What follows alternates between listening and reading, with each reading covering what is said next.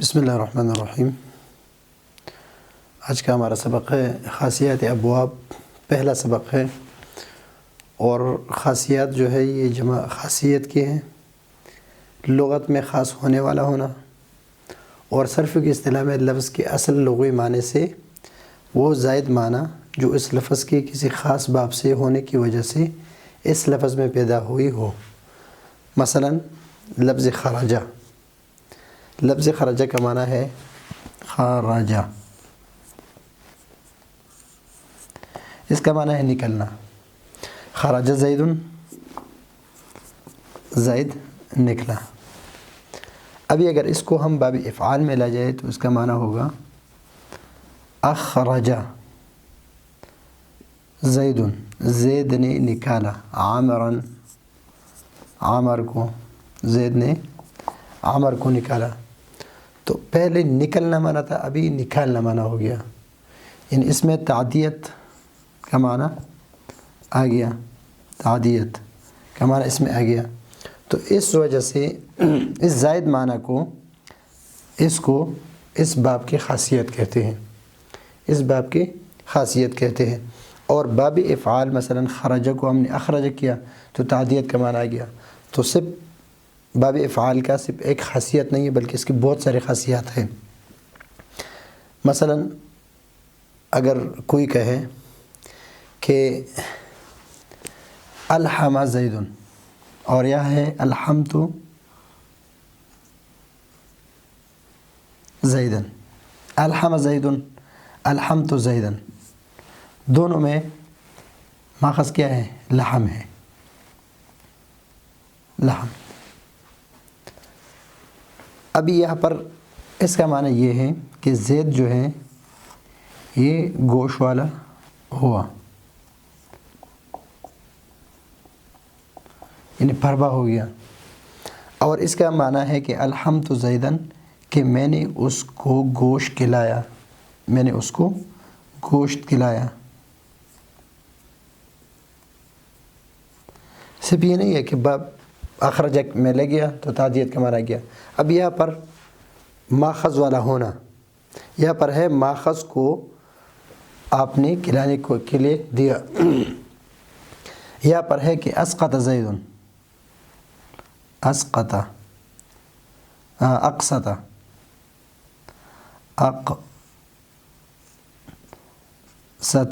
زید، قسوط کہتے ہیں ظلم کو، اور اقسط زید، تو حمزہ یہاں پر کس کے لیے ہے؟ یہاں پر سلب ماخذ کے لیے ہے، سلب ماخذ، ماخذ کیا ہے؟ قسوط ہے۔ تو زید نے ظلم کو ختم کیا، ظلم کو دور کیا، ظلم کو سلب کیا۔ اشکیتو، یہاں پر بھی سلب کے لیے ہے، اشکیتو، شکا، اس نے شکایت کی، فاشکیتو، تو میں نے اس کی شکایت کو دور کر دیا۔ یہاں پر الگ معنی ہے حمزہ کا، نجد جگہ کا نام ہے، اور یہاں پر زید جو ہے اس حمزہ کی وجہ سے زید اس نجد میں پہنچ گیا، ماخذ مکانی میں پہنچنا، یہاں پر ماخذ عددی میں پہنچنا، کہ طلاب جو ہے وہ 10 کے عدد کو پہنچ گئے، 10 کے عدد کو پہنچ گئے۔ تو یہاں پر اس کا الگ معنی ہے، وہ اخرج والا معنی نہیں ہے۔ تو اس زائد معنی کو اس باب کے خاصیات کہتے ہیں، کہ اس باب کی جو حمزہ ہے یا یہ باب جو ہے اس کے کون کون سی خاصیات ہے، اور اس کی خاصیت اس کے الگ الگ نام ہے۔ مثلا یہاں پر ہے تو ماخذ والا ہونا، یہاں پر ہے مثلا حمیدہ، حمیدہ میں کیا ہے؟ حمد اللہ، اس نے اللہ تعالیٰ کی حمد کی۔ اور احمدہ وہ محمود کی صفت، یعنی حمد کی صفت کے ساتھ متصف ہوا، تو ابھی ماخذ کے ساتھ متصف ہوا، یا ابھی ماخذ کے ساتھ متصف ہوا، یا کھلایا ہے یا سلب ہے دونوں پہ، یا پہنچنا ہے یا بھی پہنچنا ہے۔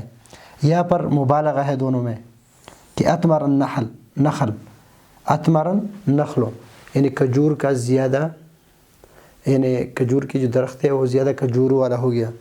تو ابھی یہاں پر اتمر النخل، اسفر الصبح، صبح زیادہ صبح یعنی صبح زیادہ روشن ہو گئی.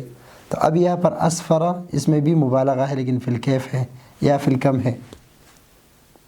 تو اس زائد معنی کو خاصیات اس باب کی خاصیات کہتے ہیں. یہ تو میں نے کچھ جمع کی ہیں تاکہ صرف سمجھانے کے لیے. اس کے اور بھی بہت سارے خاصیات ہیں اس باب کے باب افعال کے. اور جس طرح یہ باب افعال ہے تو اس طرح باب استغفار مثلا یہ ہے استغفار، اس کی بھی بہت سارے خاصیات ہیں. لیکن سب سمجھنے کے لیے کہ ہر باب کی خاصیات کا کیا مطلب ہوتا ہے اور خاصیت کیا چیز ہے. مثلا استغفر اللہ، استغفر یستغفر استغفارا، یستغفر اللہ وہ ماخذ کو طلب کرتا ہے. ماخذ کیا ہے؟ غفران ہے، طلب المغفرہ ہے کہ اللہ تعالیٰ سے مغفرت کو طلب کرتا ہے. تو یا الف سین تا جو ہے کس کے معنی میں؟ طلب کے معنی میں ہے. یا استکرمت زیدن، تو یا اس سے کریم، آپ اس سے عزت طلب نہیں کرتے بلکہ آپ نے اس کو کریم پایا یعنی ماخذ کے ساتھ متصف پایا. استحسنتہ، یہاں حسبان یعنی گمان کے معنی میں ہے کہ میں نے اس کو اچھا گمان کیا، تو یہ گمان کے معنی میں ہے. یہاں پر وجدان کے معنی میں ہے کہ میں نے اس کو ماخذ کے ساتھ متصف پایا، یہاں میں نے اس کو گمان کیا. اب یہاں پر استرجع، اس میں بھی الف سین تا اور الف سین اور تا زائد ہے. تو یہ رجع کے معنی میں نہیں ہے بلکہ استرجع کے معنی ہے اس نے انا للہ و انا الیہ راجعون پڑھا، و انا الیہ راجعون پڑھا. تو ابھی اس کے بہت سارے خاصیات ہیں، اس کی بھی بہت سارے خاصیات ہیں. اور جتنی بھی ثلاثی مزید فی ہیں، ثلاثی مجرد ہے، ثلاثی مزید فی ہے، ثلاثی مزید فی حمزہ وصل ہے، بے حمزہ وصل ہے، اور ثلاثی رباعی مزید، رباعی مجرد ہے، رباعی مزید فی ہے. تو ان سب کے اپنے اپنے خاصیات ہیں، الگ الگ خاصیات ہیں. تو اس کتاب میں خاصیات ابواب میں ہم وہ خاصیات پڑھیں گے جو ہر باب کے ہوں. مثلا جو امہات الابواب ہیں، امہات الابواب اس سے شروع کریں گے. اور اس کے بعد مثلا ضربہ یضرب، سمع یسمع، نصر ینصر، تو اس سے ہم شروع کریں گے. اور اس کے بعد ہر ایک باب کی جتنی بھی خاصیات ہیں اس کو پڑھیں گے اور اس کو حل کریں گے، اس کے مثالیں اور دے دیں گے جو کتاب میں نہ ہو. تو خاصیات کا معنی میرے خیال پہ آپ سمجھ چکے ہوں گے.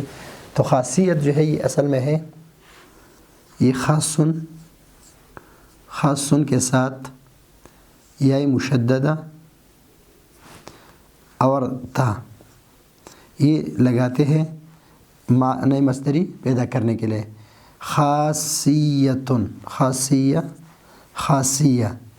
تو ابھی یہ وہ منطق اور نحو والا خاصیت نہیں ہے کہ جو اس میں پایا جائے کسی اور میں نہ پایا جائے. اس لیے کہ ان ابواب میں بہت سارے ایسی خاصیات ہیں کہ باب افعال میں بھی پائے جاتے ہیں، باب افتعال میں بھی، باب تفعیل میں بھی. تو ایک باب کے ساتھ خاص نہیں ہے. تو خاصیت اصل میں کیا ہے؟ خاصیت،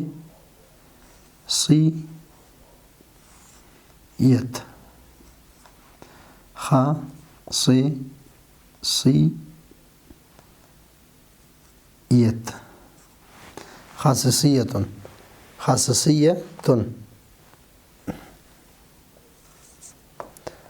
ابھی اس کو ساکن کر دیا اور اس میں ادغام کر کے اس کو پڑھیں گے خاصیتن،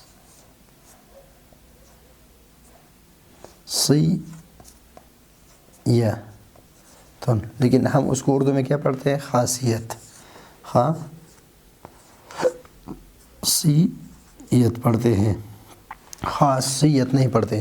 صاد پر ہم تشدید نہیں پڑھتے اور کبھی کبھی یہاں پر بھی تشدید نہیں پڑھتے، لیکن اصل میں یہ ہے.